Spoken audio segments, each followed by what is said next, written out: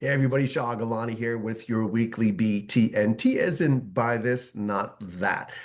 A lot of you, more than a handful, have pointed out to me that in terms of relative strength, the two hottest sectors right now are communications and the industrials. So today's battle of buy this, not that is going to be between XLC, which is the S&P 500 Communications Sector ETF, and XLI, the S&P 500 Industrials ETF. So let's take it away. So I'm going to do this with the help of some charts because that's the way you guys want to see it. So first up, we're going to take a look at XLC. So here's the XLC.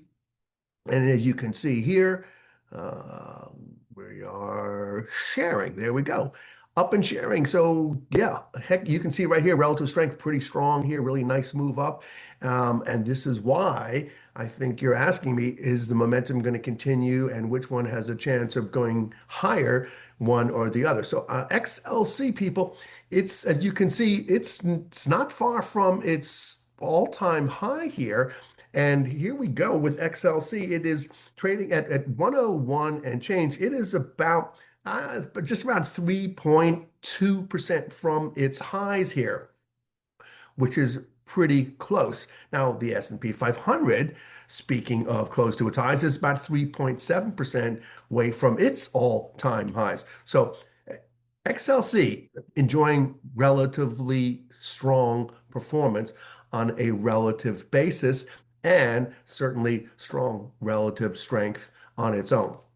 Now, this move from these April 7 lows to where we are now has XLC up about 22%.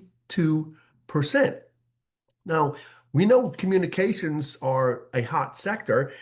The biggest holding in XLC is Meta, which is around 14.5% of the portfolio. Google's north of 15%. Actually, they have two tranches of Google's, but you add them together, it's more than Meta. So Google pretty robust in terms of the what it's contributing to the XLC. Netflix is next at 7.57% of the holdings. It's got Take-Two in there. It's got Charter Communications in there, Live Nation, EA. So that's the communications mix. Pretty good. It also has a yield. It got a dividend yield of 1% on the XLC. So looking pretty good, but not as good, I think, as XLI. The industrials, the S&P 500 industrials, XLI, if we can load it, come on. Let's see, should be able to load. It's just a little bit slow here. XLI, again, relative strength, excellent. And it looked like it was getting a little bit overbought, but we're still waiting for this thing to load. So we are trying to share, but it's going to get there. Here it comes. Wait for it.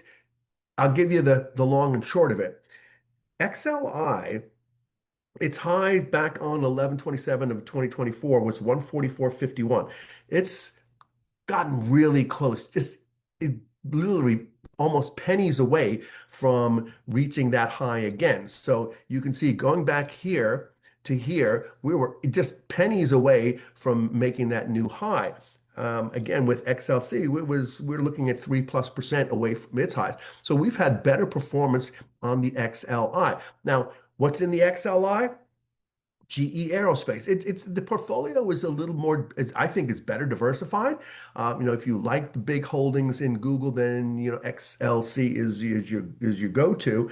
But I like GE Aerospace in here at 5.36%, Uber 4.19% of the holdings, Raytheon 4.16, Caterpillar, Boeing, and a whole bunch of others that make a lot of sense to me. And it's more, I think, better diversified. So if you like the concentration in a handful of stocks pushing the XLC versus a more diversified portfolio of smaller holdings across a wider spectrum of industrials, then XLI is yours. So here's what I'm talking about down here. We got a little bit overbought down here, but as far as being only inches away from its all-time high, XLI is up 27.5% off of its lows versus the XLC being up 22%. So we've had greater momentum, greater movement, and as part of it is the Trump bump. And we're talking about industrials are likely to do better we